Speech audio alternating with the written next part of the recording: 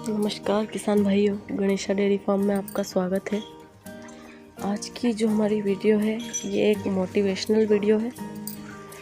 जो नए किसान, जो नए युवा पशुपालक बन रहे हैं या पहले से कर रहे हैं और आपकी डेयरी में आपको मुनाफा नहीं हो रहा है और आप स्टार्ट करने की सोच रहे हैं, तो उसे किस प्रकार से स्टार्ट करें और कैसे अपना डेयरी फार्म खोलें या चलाएं, तो उसी के लिए आप थोड़ा सा हम मोटिवेट करेंगे कि आप क्या क्या करके अपना डेयरी फार्म आगे बढ़ा सकते हैं और चालू कर सकते हैं। डेयरी फार्म स्टार्ट करने के लिए कुछ रूल होते हैं, मेन 3 रूल होते हैं: मैनेजमेंट, फीडिंग और ब्रीडिंग। ये चीज़ें तो आपने नॉर्मल सुनी ही होगी, पर इसके अलावा भी बहुत सारी चीज़ें होती हैं जिसका हमें खासकर ध्यान रखना चाहिए। जब हम इन सब चीज़ों का ध्यान रखेंगे तभी हम आगे चलकर एक सफल पशुपालक, सफल डेयरी फार्मर बन पाएंगे और हम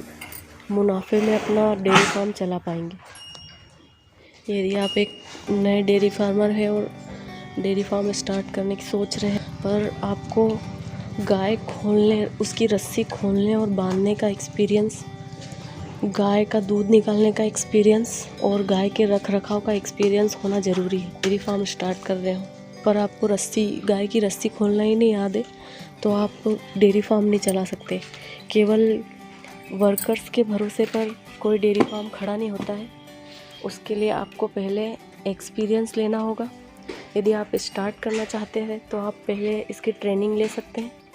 उसकी ट्रेनिंग लीजिए कि गाय ब्रीड में कैसी होनी चाहिए, कौन सी ब्रीड हम रखेंगे तो हमें फ़ायदा होगा। उसके बाद इनकी फीडिंग हम क्या करेंगे तो हमें कम कॉस्ट में अच्छी फीड मिलेगी और हमारे पशु खाकर अच्छा दूध देंगे।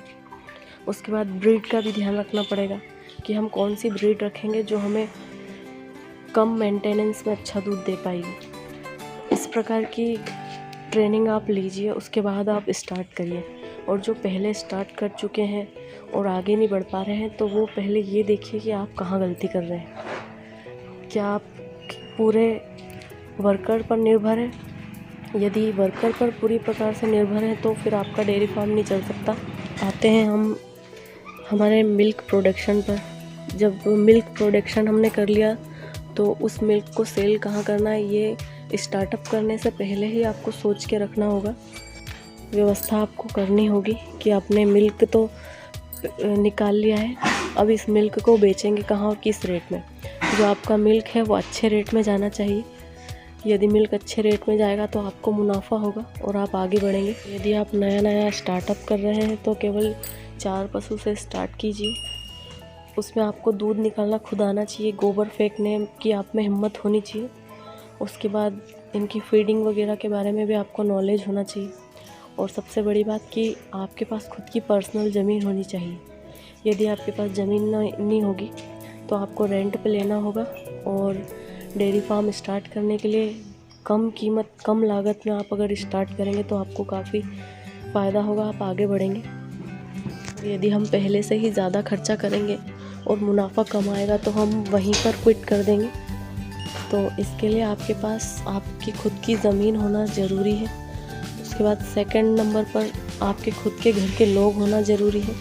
थर्ड नंबर पर आप खुद काम करने के लिए रेडी रहें बिल्कुल।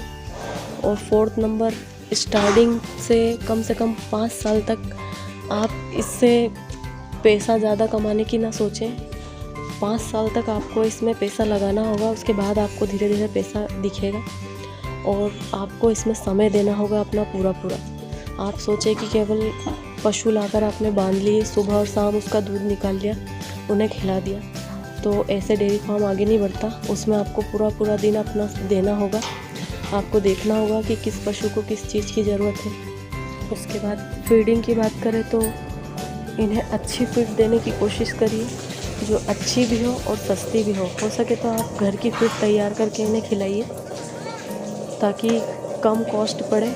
और बिना मिलावट की फीड होगी तो आपके जो ये पशु हैं दूध अच्छा देंगे। और मार्केट की फीड काफ़ी महंगी है, आप स्टार्टिंग में ही मार्केट की फीड से स्टार्ट मत कीजिए, वरना आप ज़्यादा मार्केट की फीड पर जाएंगे तो कॉस्ट ज़्यादा पड़ेगी।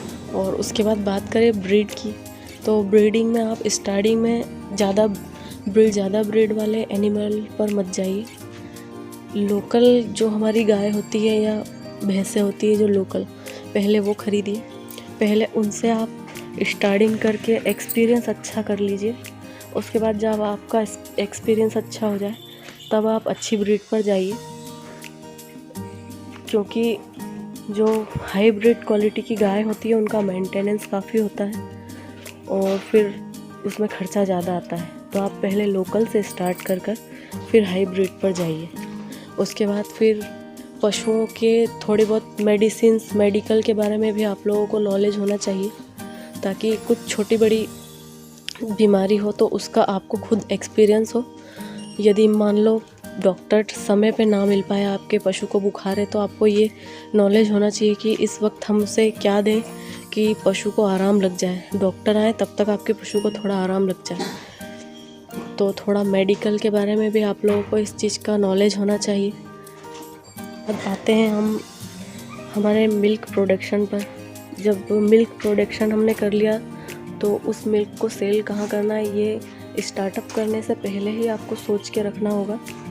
इसकी सारी व्यवस्था आपको करनी होगी कि आपने मिल्क तो निकाल लिया है, अब इस मिल्क को बेचेंगे कहाँ और किस रेट में।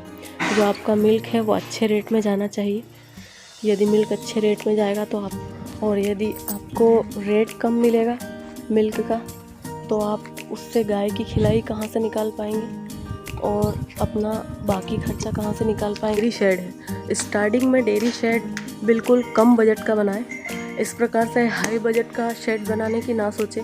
यदि आपके पास पैसा हो, पूंजी है, तो भी आप उसे ज़्यादा मात्रा में ना लगाएं। स्टार्टिंग में केवल कम मात्रा में स्टार्ट करके एक बार आपको जब एक्सपीरियंस हो जाए उसके बाद आप इस प्रकार का अच्छा बढ़िया शेड बना सकते हैं। और फिर अगली बात पे आते हैं कि घर की बछड़ियाँ तैयार करना।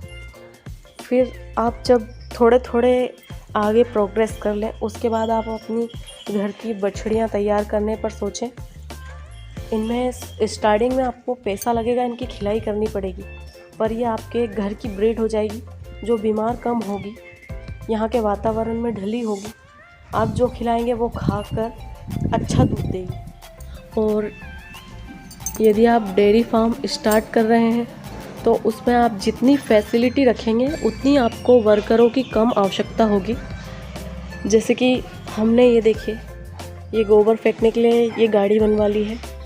उसके बाद फावड़ा हमने इस प्रकार से बनाया है कि इससे काफ़ी अच्छे से जो ये फर्श है वो काफ़ी अच्छे से साफ़ हो जाती है। इसमें हमें किसी वर्कर की आवश्यकता नहीं होती है। इसमें हम खुद ही गोबर सारा उठाकर हम खुद फेंक सकते हैं।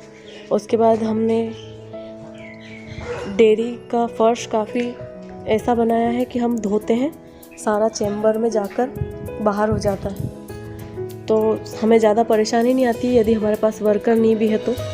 और गणेशा डेयरी फार्म का ये एक छोटा सा मोटिवेशनल वीडियो था। कभी आप लोगों को पसंद आया हो तो आप लोग लाइक करिए, शेयर करिए और सब्सक्राइब करिए चैनल को, और ज़्यादा से ज़्यादा शेयर करिए ताकि इस प्रकार के मोटिवेशनल वीडियो आप लोगों को हम